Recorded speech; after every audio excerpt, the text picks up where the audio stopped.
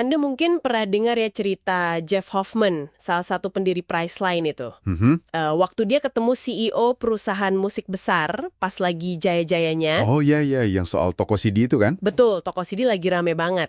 Nah, Jeff nanya, menurut Anda nih, kenapa orang pada ke toko Anda? Jawabannya pasti soal beli CD ya? Tepat. Mereka jawab, ya jelas lah mau beli CD.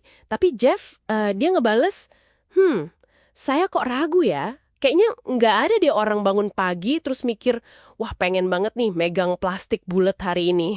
Haha, iya juga ya. Intinya kan kata Jeff, mereka itu pengen denger musik, titik. Pengennya sekarang. CEO-nya ya awalnya agak kesel gitu, kayak ngeremehin. Dan kita tahu kan akhirnya gimana?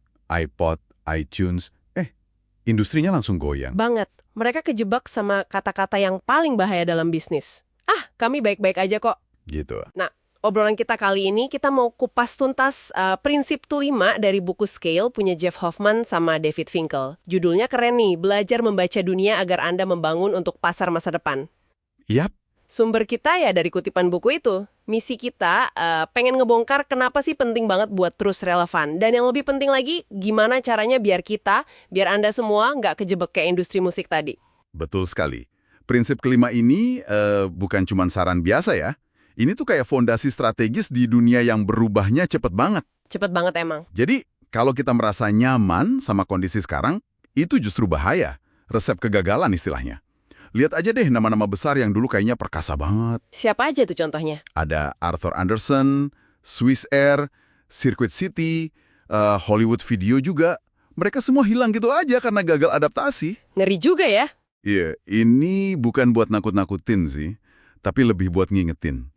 Bisnis itu harus dibangun buat nyambut besok, bukan cuma banggain yang kemarin. Oke.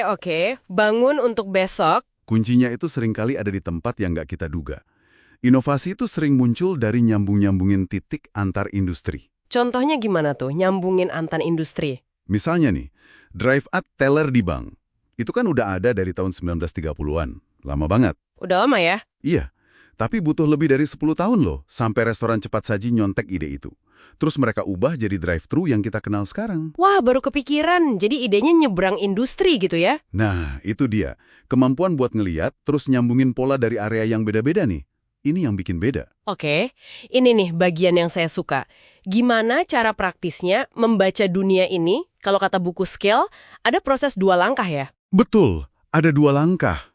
Langkah pertama ini kedengerannya simple, tapi sering banget kelewat kayaknya. Stimulasi diri Anda dengan masukan baru secara teratur. Bener banget. Kita ini kan gimana ya, makhluk kebiasaan banget kan, rutin aja gitu. Padahal ide-ide cemerlang itu seringnya muncul justru pas kita keluar dari rutinitas. Betul. Pas kita lihat dunia dari sudut pandang baru. Setuju. Coba deh, saran dari buku ini, sisihkan waktu. Mungkin ya 30 menit aja, beberapa kali seminggu. Tapi bukan buat kerjaan rutin loh ya. Bukan buat kerjaan, tapi buat apa dong? Buat eksplorasi murni. Misalnya baca majalah industri lain yang nggak ada hubungannya sama kerjaan kita. Atau datang ke pameran yang kayaknya nggak nyambung. Ngobrol sama orang yang latar belakangnya beda jauh. Oh, jadi sengaja cari yang beda gitu ya? Iya, tujuannya apa? Biar ide-ide acak ini nabrak di kepala kita. Siapa tahu ada koneksi tak terduga kan? Terus jangan lupa dicatat apa aja yang menurut Anda menarik. Dicatat di mana tuh enaknya? Bisa di jurnal, atau pakai Evernote, atau ya catatan biasa di HP juga bisa. Anggap aja Anda lagi ngumpulin potongan puzzle buat masa depan bisnis Anda. Ngumpulin puzzle ya? Menarik. Nah, setelah potongan puzzle-nya kekumpul nih, langkah kedua gimana? Itu dia, langkah kedua. Langkah kedua ini soal menyusunnya secara sistematis. Ini pentingnya, mengadakan sesi inovasi terstruktur setiap kuartal. Setiap kuartal ya, jadi rutin. Ya, rutin dan terstruktur. Ini bukan cuma kumpul-kumpul terus brainstorming ngalor ngidul tanpa arah ya. Sebentar. Kenapa harus terstruktur banget? Bukannya ide bagus itu kadang datang gitu aja, pas lagi nggak dipikirin. Nah, ide liar emang bisa datang kapan aja, betul. Tapi struktur ini penting buat mastiin kita secara disiplin itu nantang asumsi-asumsi lama kita. Maksudnya? Ya, biar kita benar-benar mikirin implikasi dari wawasan baru yang kita dapat di langkah pertama tadi. Kalau nggak ada struktur, sesi inovasi bisa jadi cuma ngobrol-ngobrol aja, nggak ada hasil konkretnya. Oke, paham. Jadi biar lebih fokus dan ada hasilnya ya. Betul. Buku ini nyaranin ada 6 pertanyaan kunci buat jadi pemantik diskusinya. Misalnya nih, pertanyaan pertama. Apa sih yang sekarang mungkin dilakuin, padahal 5 tahun lalu tuh mustahil banget? Contohnya apa tuh? Contohnya ya, akses ke teknologi kayak cloud computing sekarang kan murah banget dibanding dulu. Ini maksa kita lihat potensi baru dari teknologi atau tren yang ada. Oke, itu satu. Ada lagi contoh pertanyaan lain? Ada lagi. Ini pertanyaan ke-6. Saya suka banget yang ini. Kalau misalnya Anda bangun bisnis ini dari nol, hari ini juga, bentuk idealnya bakal kayak gimana? Wih, berat tuh pertanyaannya. Berat tapi juga gimana ya? Membebaskan. Ini pertanyaan yang maksa kita mikir tanpa beban warisan masa lalu. Tanpa mikir, oh dulu kan kita gini. Iya juga ya, kayak mulai dari kertas kosong. Persis. Ingat gak kasus Apple yang tega ngorbanin penjualan iPod pas mereka ngeluarin iPhone? Oh iya, padahal iPod lagi laku keras kan waktu itu? Nah, itu contoh keberanian mikir dari nol.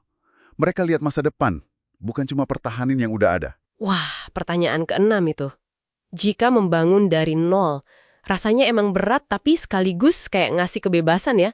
Ngelepas semua beban sejarah bisnis kita gitu. Tepat sekali. Metode mikirnya tuh bisa bebas banget di awal.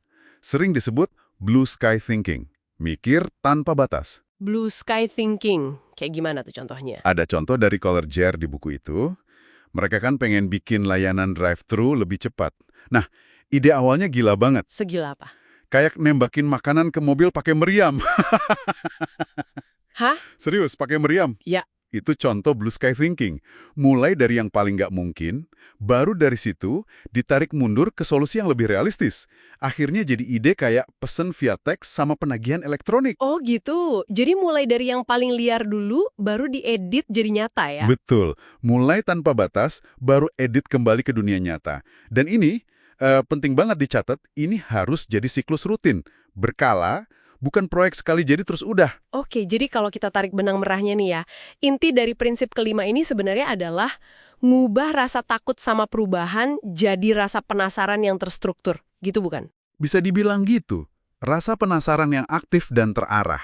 Jadi, kita mesti aktif membaca dunia di sekitar kita, cari koneksi-koneksi aneh atau tak terduga dari mana aja, terus pakai temuan itu secara disiplin, lewat sesi inovasi rutin tadi. Supaya apa? Supaya bisnis kita nggak jadi kayak artefak masa lalu, nggak jadi kayak industri musik tadi. Tepat. Jangan sampai jadi usang. Nah, sebagai penutup nih, mungkin ada satu pertanyaan ya buat Anda para pendengar, renungkan. Apa tuh pertanyaannya? Coba deh lihat berbagai tren dan perubahan menarik yang lagi terjadi di luar industri Anda sekarang. Terus, coba bayangin, satu aja ide gila atau nggak terduga, apa yang muncul kalau Anda berani nerusin ide itu ke bisnis atau kerjaan Anda. Meskipun sekarang kelihatannya mustahil banget. Satu ide gila dari luar industri ya. Menarik buat dipikirin. Nah, buat Anda yang kebetulan punya buku Scale, jangan lupa ya, di dalamnya itu ada tautan buat akses alat bantu dan materi tambahan. Bisa dicek kalau mau. Iya, itu bisa membantu prosesnya. Oke deh, semoga obrolan singkat kita ini bisa memicu ide-ide baru buat Anda semua. Buat terus berinovasi dan, yang penting, membangun masa depan.